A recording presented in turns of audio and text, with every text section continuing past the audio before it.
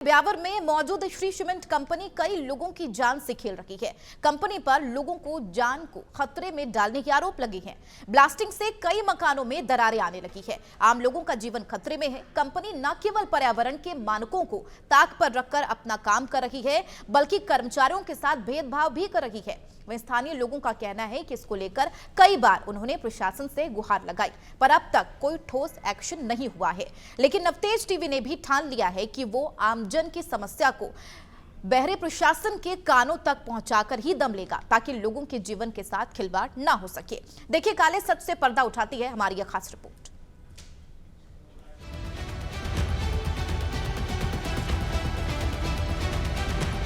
भरोसे की ढाल, लोग हो रहे बेहाल।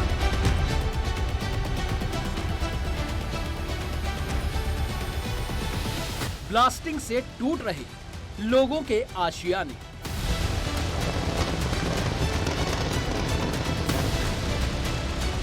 श्री सीमेंट के दावों में कितना है दम? कंपनी के मैनेजमेंट से लोग परेशान। सांसों में घुल रहे जहर का जिम्मेदार कौन? श्री सीमेंट, वो नाम जो हर नींव की मजबूती में शुमार है, वो नाम जो मजबूती के वादों के साथ बाजार में अपनी पहचान बनाए हुए हैं, वो नाम जो आशियाना बनाने वाले हर व्यक्ति की पहली पसंद है। लेकिन आज वही नाम सवालों के कटघरे में खड़ा है। भरोसे की ढाल के स्लोगन पर चलने वाली श्री सीमेंट कंपनी अब अनियमितताओं के बड़े आरोपों में फंस गई है। लापरवाही को लेकर कंपनी पर सवाल खड़े हो रहे हैं।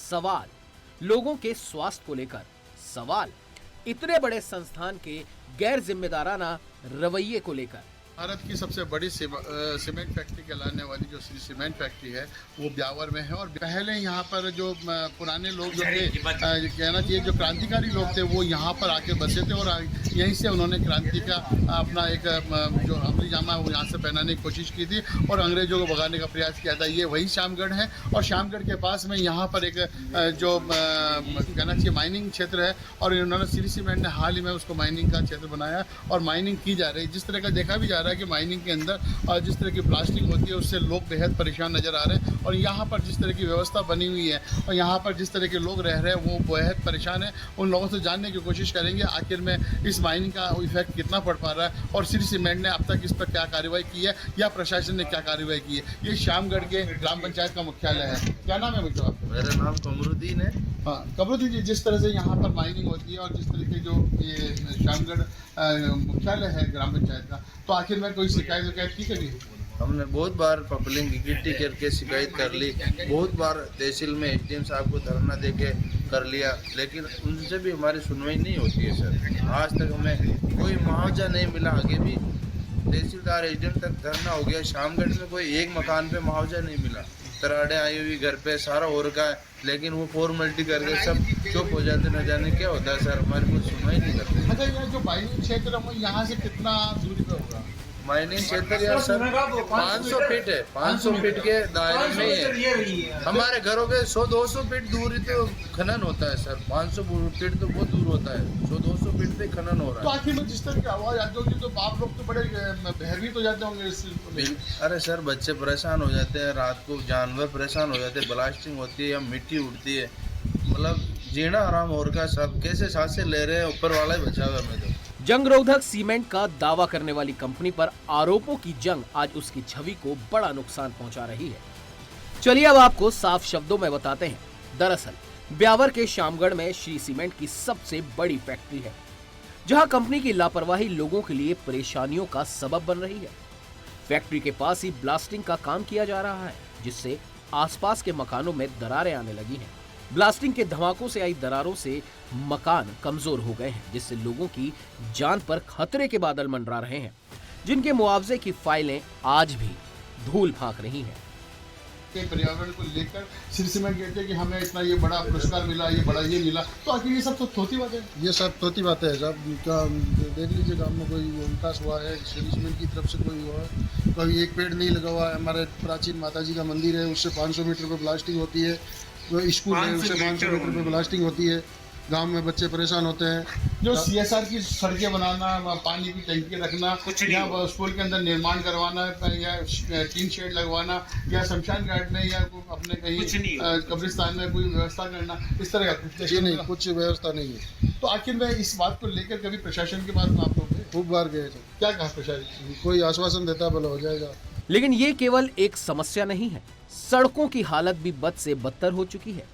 लोगों को सड़कों पर चलने में दिक्कतों का सामना करना पड़ता है, लेकिन इस सब से अलग कंपनी हाथ पर हाथ धरे बैठी है। लोगों का ये भी आरोप है कि कंपनी कर्मचारियों की भर्तियों में तक भेदभाव करती है। कंपनी का मैनेजमेंट अपने लोगों को वरीयता नहीं दे रहा, और आलम यह है कि कंपनी ने कर्मचारियों को बाहर का रास्ता दिखाना शुरू कर दिया है।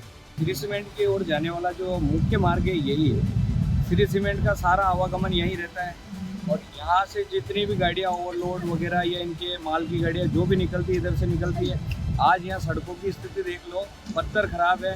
क्योंकि हम लोग जब बात करते हैं कि भाई PWD से बात करते हैं या श्री सीमेंट के किसी अधिकारी से बात करने जाते हैं, तो वो क्या एक दूसरे का हवाला देते हैं कि यार ये उनके अंडर में आती है, ये उनके अंडर में आती है। लेकिन यहाँ जो सड़क की हालत है वो बेहद ही ख़राब है। स्थानीय लोगों को नहीं ले रहे हैं, या स्थानीय लोगों को परेशान करना, बाहरी लोगों को रखना।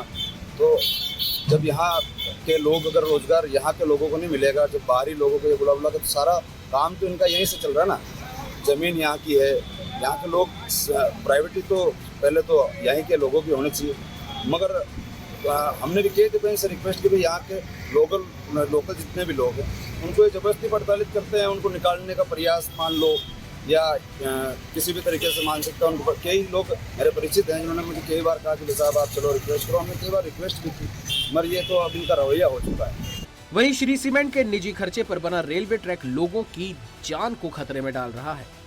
दरअसल कंपनी ने अंधेरी देवरी बांगड़ ग्राम तक रेलवे ट्रैक बनवाया था, लेकिन ट्रैक तो बन गया, पर सारे सुरक्षा मानकों को ताक पर रख दिया गया। रेलवे ट्रैक फाटक पर किसी की भी तैनाती नहीं की गई और ना ही बैरिकेडिंग लगाई गई है। इस तरह से सीमेंट फैक्ट्री के जो वैगन जा रहे हैं, यहाँ पर श्री सीमेंट के द्वारा ये निजी उनकी लाइन है, लेकिन कहीं नहीं यहाँ पर किसी तरह का कोई बैरिकेडिंग नहीं की गई है, और न ही किसी तरह की फाटक, किसी भी तरह से कोई दुर्घटना होने की संभावनाएं बनी हुई है। हालांकि इस सारे मामले को लेकर पहले भी एक यहाँ दुर्घटना होती देखी गई है, जिसके अंदर ये बताया गया है कि कहीं ना कहीं यहाँ पर जो एक कार थी वो यहाँ से जब निकल रही थी, तो आखिर में उस कार को इस रेल ने, जो वैगन है, जो इंजन है, उन्होंने उड़ा के ले गए थे। और आखिर में हालांकि इस दौरान कोई दुर्घटना नहीं हुई, लेकिन सबसे बड़ी बात यह है कि वो लोग बच चुके थे, गाड़ी को छोड़ के भाग चुके थे। लेकिन ये अपने आप में बहुत बड़ी गंभीर जो इसी मामले को लेकर हाल ही के अंदर 23,000 करोड़ का एक मामला सामने आया था, जिसका यहाँ पर विभिन्न जो अधिकारी हैं, इनकम टैक्स के अधिकारी हैं, वो यहाँ आकर इन्होंने रेड मारी थी, और पूरे दिन तक 3 दिन तक यहाँ पर रेड कार्रवाई चलती रही, लेकिन उसका भी कोई खुलासा नहीं कर पाया। अब सवाल ये उठता है कि आखिर प्रशासन इन सब के बावजूद आखिर कोई सुध क्यों नहीं ले रहा। इसका जवाब जानने के लिए नवतेज टीवी ने मंजीत सिंह हुड्डा का रुख किया। आइए आपको भी सुनाते हैं। इसमें सबसे बड़ा रोल श्री सीमेंट के पदाधिकारियों का रहा है। उस श्री सीमेंट के पदाधिकारी चूंकि यहाँ के सारे IAS, RAS उससे लाभान्वित होते रहे हैं, यहाँ तक कि उनके बंगलों का भी उपयोग करते रहे हैं और इसे गेस्ट हाउस का उपयोग करते हैं, इसलिए वो भारी दबाव में रहते हैं। मैं मांग करता हूँ ऐसे फैक्ट्री के आज ही इन सब IAS को, IPS को उस तरह से परित्याग कर इनके खिलाफ सख्त कार्रवाई करके इस भूमि को बचाएं। तो देखा आपने कैसे प्रशासन के भीतर तक भ्रष्टाचार की जड़ें पनप रही हैं, क्योंकि खुद प्रशासन के आला अफसर श्री सीमेंट की जी हुजूरी कर रहे हैं। कंपनी अधिकारियों पर मेहरबान है और अधिकारी कंपनी पर। केवल यही नहीं, सीमेंट की फैक्ट्री से निकलने वाली गर्द आसपास के मकानों में रह रहे लोगों के जीवन तक को खतरे में डाल रही है। सांसों में घुलते सीमेंट से लोगों को सिलिकोसिस बीमारी का खतरा लगातार बना हुआ है।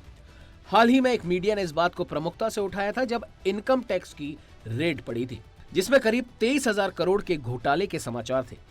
लेकिन फैक्ट्री प्रबंधन स्थानीय समाचार पत्रों के रिपोर्टरों और चैनल के संवाददाताओं को बुला बुला कर उन्हें उपहार देकर उनसे अपने उन बुरे कार्यों पर पर्दा डालने का दबाव बनाते हैं।